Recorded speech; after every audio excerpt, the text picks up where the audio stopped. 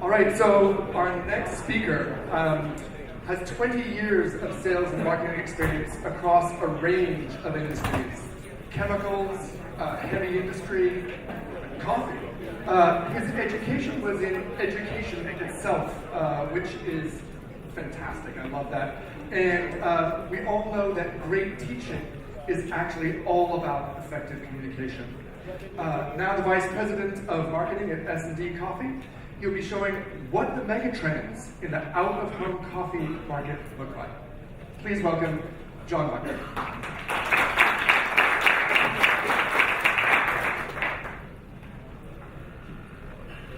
All right. Well, thank you for that warm introduction. I'm happy to be here. Last year was my first conference. Had such a great time, I thought it'd be fun to come back and present to you the 10 top megatrends in the away-from-home market. So that's where we participate as S&D Coffee and Tea. 90 years young next year, that's right, 1927. Roasting right outside Charlotte, North Carolina in a little town called Concord. So our customers are these big food service chains and a whole lot of smaller independent customers all across the United States. You know, it's a great story. The trends, I think, are helpful. We're going to take a look at some of these components. And the themes that have already been coming up today, we're going to touch on those again, but I'm going to give you a unique perspective, I think, would be thought-provoking. It's a top 10, because you got to have a top 10 list, right? We love top 10. But these are not in any rank order, so you can pry them apart. I'm not going to put them in 10, from 10th place to first place. That's not what I'm here to do. Okay, we're going to dive right in. Coffee used to be kind of a one-dimensional, functional beverage years ago. As a matter of fact, some people in this room remember coffee was actually considered a vice. But now I'm here to tell you, and this is going to go back to where Jeffrey kind of left off, I can tell you unequivocally that we are universally considered a healthier for you beverage now.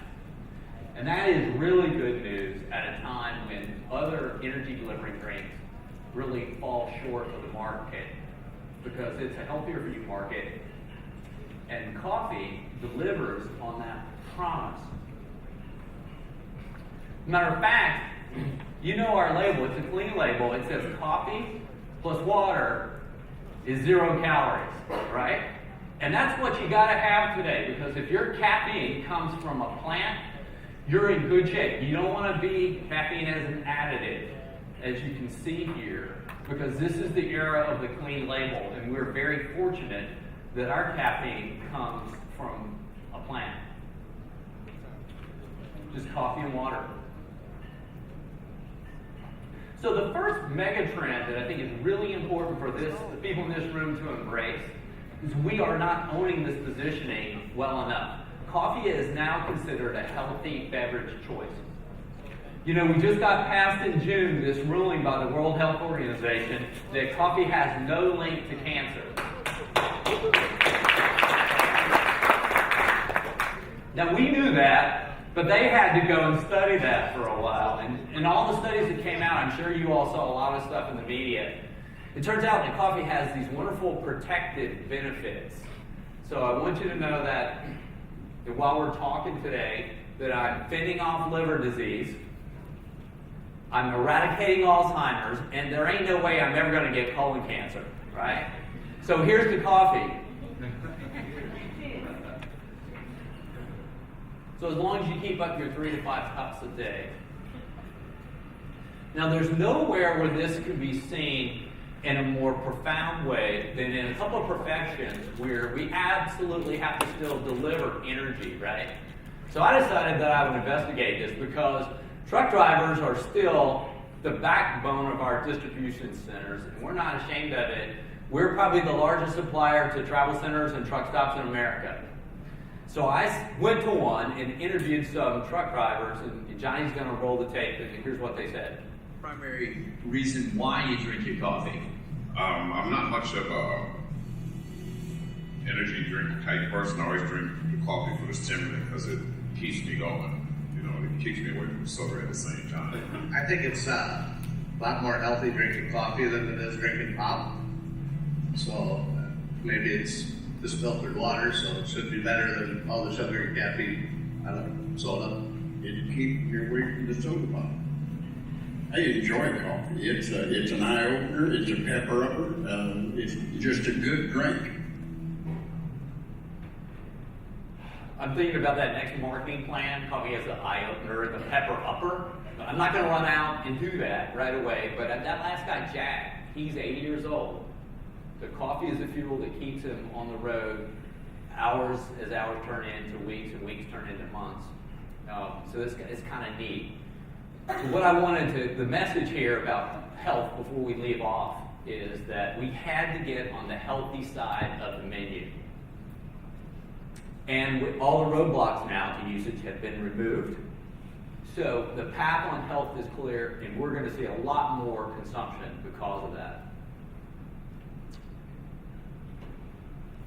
Okay, moving on to the next mega trend. For a lot of us, coffee is the first and the last taste of the day. That's right. The number one need state for hot coffee consumption is to start my day. And as all of you know, about 65% of coffee is consumed before noon. There's nothing that tastes better with a coffee than coffee and dessert at night. And the masters of taste, the chief operating taste officer in our industry is the chef. So the next big megatrend here is that now coffee is a culinary decision. And it's used in all sorts of different recipes. These are some scenes from Johnson & Wales University. We've got these young chefs there who are making all these different things with coffee. And it's amazing because coffee has such a unique taste profile. You cannot emulate it with a chemical flavor. It's inherently natural, as you know, and it's very diverse by region, by roast, by terroir. So we're seeing coffee used by the chefs. As a matter of fact, it might be interesting for you to know that the number one selling steak at the Capitol Grill is the Kona encrusted sirloin. There it is here. I think it's a little early in the morning for that picture. But what you need to know is that coffee is certainly very versatile. It's utilized in a lot of different places. Now, that was important for us as an industry because we had to get out of the purchasing department and into the culinary department. An interesting shift that we see going on. People are picking out where they want to go eat their breakfast. Used to be for food, and then they would drink their coffee wherever they got their food. That's actually starting to move towards, I'm going to choose my venue where I can buy my coffee, and then I'll eat whatever they have for me there. Is anybody aware of this shift? It's true. Coffee is a destination driver now. So we needed to get the attention of the chefs. Coffee's used in all these different recipes, and I think we've done that, and our future's going to be tasty because of it.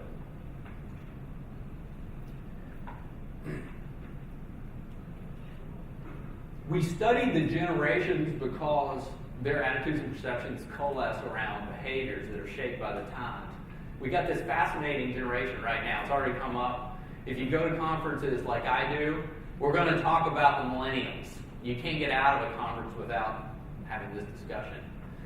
So there's my millennial, and being something of an armchair behavioral scientist, I decided that I would study millennials at my residence right there in Davidson, North Carolina. And Emily, my oldest, is 20. She's on the younger side of the millennials. She said, "Dad, that's a problem with you Generation Xers. You're always trying to study the millennial brain." To which I said, "Well, honey, that's because I'm kind of slightly puzzled by yours. I do love you, but would you be my focus group of one?" At which time she said, hashtag no, Dad. That would be weird. So, as you can see, my failed attempt to try to engage with a millennial in my own household. So we had to do our own proper millennial study, and we've been working at it for a couple of years now with a major market research firm here in the States called Data Central. And we've had a number of great findings. But the upshot is really good news. We have the magic demographic. Millennials love coffee. And that's really important because when I go around and talk to our customers, all they want to talk about is, "John, How do we get 18 to 34? Because that's their future, their entire destiny, and our entire destiny in this room is wrapped up with our ability to engage millennials. So I'm going to give you a quick synopsis of what's going on with millennials. And this is kind of going to be a rapid fire kind of a survey. But they start drinking coffee earlier, around age 13. They start with sweet, milky coffee beverages, flavor added. But over the course of a few years, they begin to shed all these condiments and drink coffee for its pure coffee taste. They love to drink coffee away from home, which is good news for us, right? So 1 in 4 occasions versus 1 in 6 occasions for previous generations. They do move their purchases around. They are highly susceptible to promotional activity. They consider themselves coffee experts, so they are highly engaged. They've tried more brewing and preparation methods than any previous generation. Customization, which used to be kind of an elevated need, is no longer. Customization now is a fundamental right for the millennials. And they're very aware of sustainability. As a matter of fact, the awareness of sustainability is like 80% among millennials. However, there's not really a true understanding of what it is. But they ascribe to sustainability these wonderful halo powers. So they would say a place that offers sustainable coffee provides higher quality coffee. They would ascribe to that place that it's more of an upscale type establishment. And they would even pay a premium for sustainable coffee. So that's the good news around sustainability. And then finally, as was said a little earlier, they are driving the cold coffee revolution. So the success of the iced coffees and the frappes are really could be attributable to the millennials. So where does that leave us? If you haven't heard this number here in the U.S., it's 80 million strong in the millennials. So those who choose to ignore them do so at their own peril, I like to say. We're working real hard in marketing to try to align with their values and speak to them authentically in their language. I was just in Los Angeles for focus groups a couple weeks ago with a major U.S. food service chain. And the whole purpose was to spend 2 days listening to millennials. And I can tell you that efforts like that will not go unrewarded because these guys are the key to our future growth.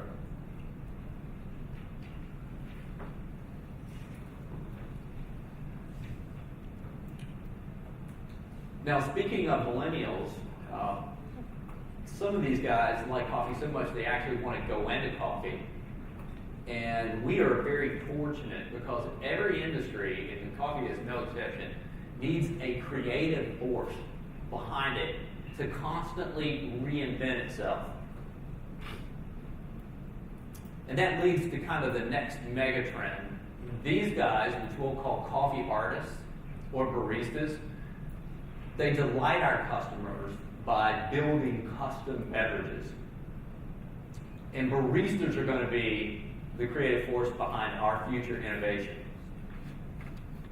We've got this guy at S&E, he's a process engineer, but he's also a barista and a latte artist champion. So I said to Stephen, his name's Stephen Lynn. I said, Stephen, you work all week and you're a barista on the weekends. Why do you do it? And for Stephen, it comes down to his passion for customers and for perfecting his art. So he said, John, he said, the customer should receive coffee that is both delicious and beautiful. And he said, fast art with precise execution, some of the best multitasking that I could ever experience. He said, watching a barista is magic, and it's like watching a dance. And he said, we constantly reinvent ways to use coffee, to use espresso, and to use extracts. So that it's so critical. We have some 250,000 baristas here in the United States, and they're reimagining coffee and what we should do with it. So if you know a barista, encourage one. If you need a barista, hire one. But baristas will be the key to our collective future.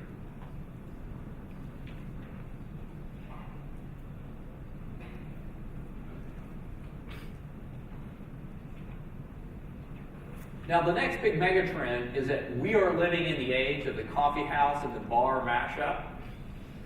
And for the millennials, they've already staked out their fourth place, right? Sorry, their third place. So you got home, work. It can be school in the fourth place, or it's just home, work in the third place, which is where they like to drink their coffee.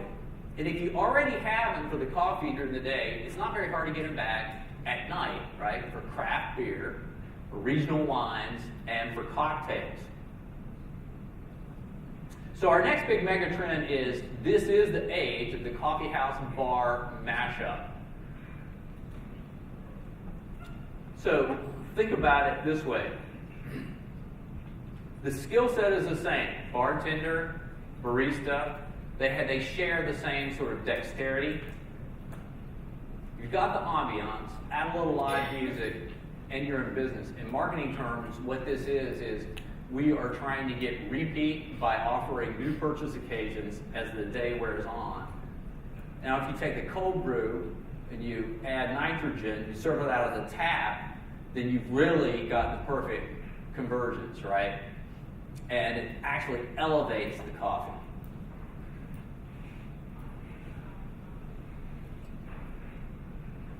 There you see it, the coffee house by day, the bar by night.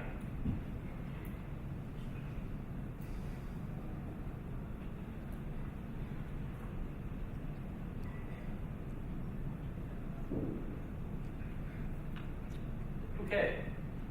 Everyone in the industry, and I think everybody in this room recognizes that we're all constantly in search for a fresher tasting, better taste experience, fresher coffee.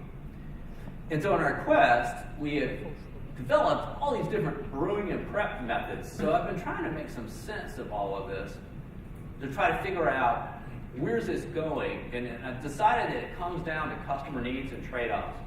But the big mega trend number 6 is the bifurcation of brewing. So on the one hand, you've got craft preparation, and on the other hand, you've got authentic automation.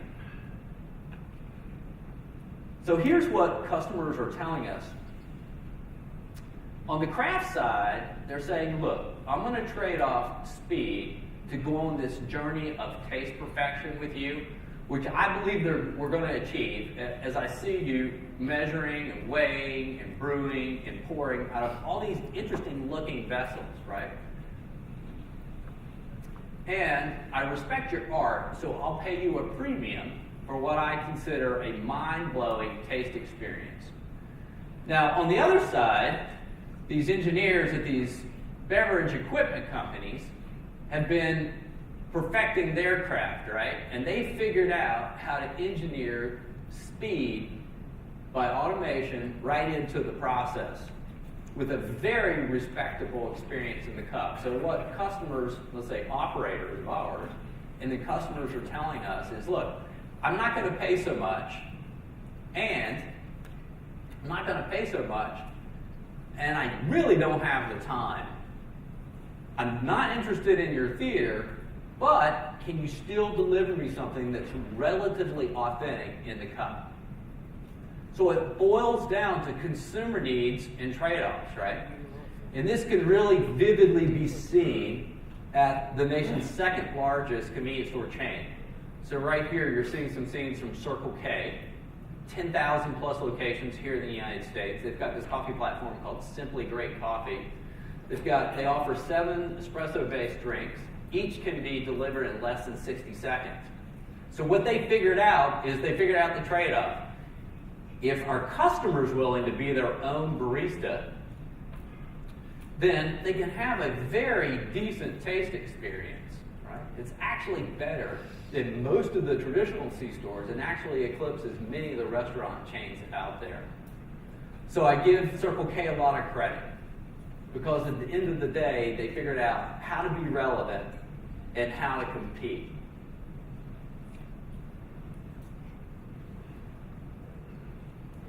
The next big trend, so we're up to number 7, is something that might surprise you, but we were just talking about it. We were talking about indulgent beverages. So it's not lost on anybody in this room that we have an incurable sweet tooth. Frozen slushy coffee is a phenomenon, so coffee couldn't be left out of this equation. So, it may come as some surprise, but the big leader here in the food service market is ice blended coffee. 37% growth over the last 5 years. There are a lot of neat things about ice blended coffee. And one of the things that we like is that it's the afternoon day part. So we wanted to get later in the day for our beverage, right? I mentioned before that Millennials love ice blended coffee.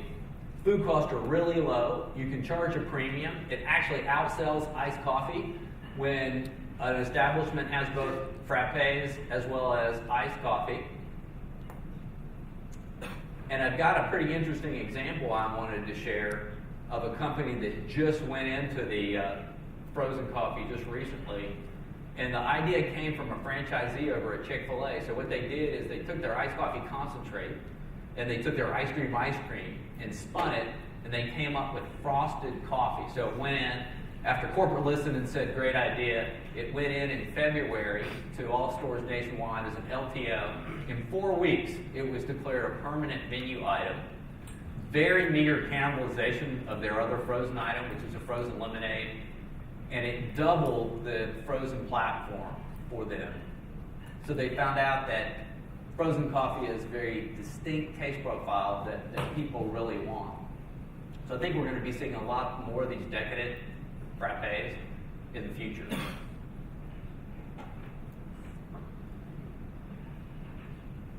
And you probably figured I would get to cold brew, and that's megatrend number 8. There's no doubt that cold brew is a singular phenomenon. In food service, we're just kind of trying to figure all of this out. You know, was it going to be able to move from RTD to fresh dispense? That was the first big question. The second one was, is it going to be able to go from coffee house to mainstream? And then later, we're trying to determine, is it just a line extension for iced coffee? Is it an attribute, or is it a all new drink category? And I'm here to tell you today that cold brew is a new drink category, and it is going to go mainstream. So we have a lot of good indicators of that. One of the things that we love about cold brew, because my first megatrend was health, is that the number one reason people drink cold brew, in a study that was done by Givaudan, a flavor house, when they looked at Starbucks test markets, they recruited only people who had tried cold brew at Starbucks, and this is very, very recent data. The number one reason people switch from traditional iced coffee to cold brew is health. And the number 2 reason is taste. And the majority of those people that switched are not going to go back. It actually transcends demographics by age. So a lot of people like to say cold brew is millennial. Actually, it appeals to people across all age demographics. We do see some geographics very, very strong in certain parts of the country here. But we're really excited about the cold brew beverage. And we were in a conversation just the other night with some of the key Dunkin' franchisees. And it was kind of interesting that the conversation went like this. This is the best new item that we have had in years. They're actually charging a 50-cent premium for it. And think about it, since it doesn't have any condiments associated with it, it costs less. So high gross profit is obviously very exciting to that chain.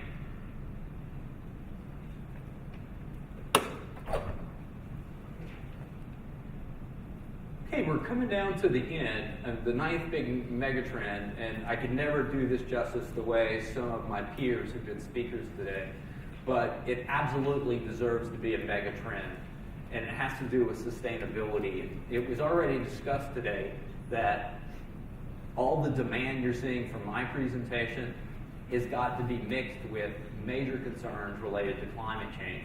And those most vulnerable are really the smallholders. And we're very concerned that programs and interventions would be focused around smallholder farms. But I'm here to tell you that I believe, because of all the great people in this room, that we will meet the Sustainable Coffee Challenge and that we will be 100% sustainable sometime between 2020 and 2022. And our perspective is that It has to be impact driven, and it boils down to productivity. So how do we get the yields up? We've been looking at some real interesting sort of technical assistance programs at S&D, and we've been involving our customers in the process. So what customers are concerned about over on the food service side boils down to three things on sustainability. It boils down to assured supply. They want to have enough for the future because you can see that the sales are great and getting even better.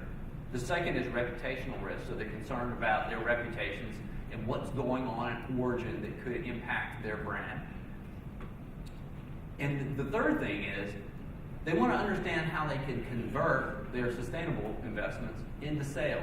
So you heard that a little bit with the Millennials when I started talking about charging more for it and talked about the healthy halo related to sustainability that suggests to Millennials that it's going to taste better and that this place is a higher quality place because of sustainability. So working with one of our major customers, we put in quite a bit of investment to a soil lab in Colombia so that smallholders could really understand what they had in the ground and what nutrients would be necessary to get higher yields. And I'm here to tell you that early reads are very positive. We're getting 50% productivity gains just because of this wonderful resource that we have.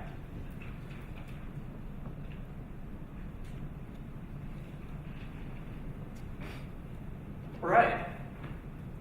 But here, as representing roasters today, back at home in the roasting facility, we're also concerned about what are we doing from a sustainability perspective, but also corporate social responsibility.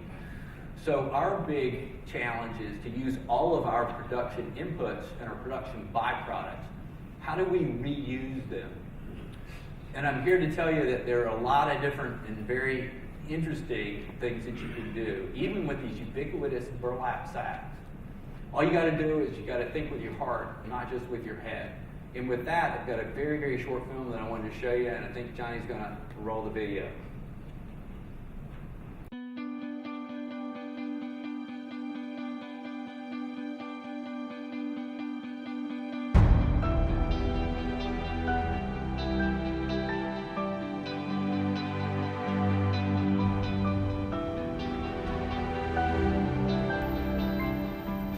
Charlotte was the 5th most trafficked city in the country. Goes down to age 11 to some girls.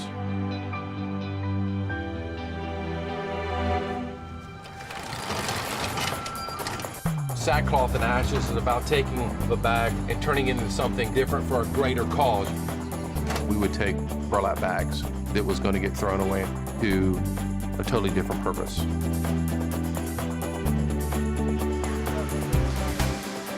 Came up with 7 different designs.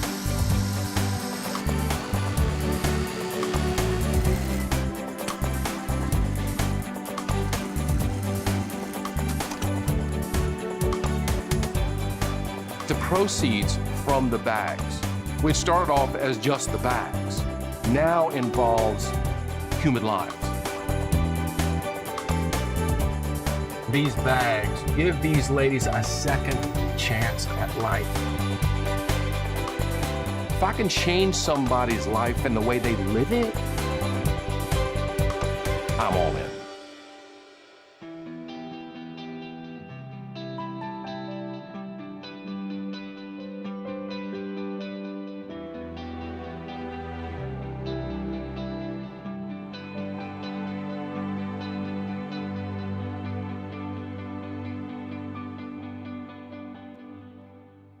Thank you.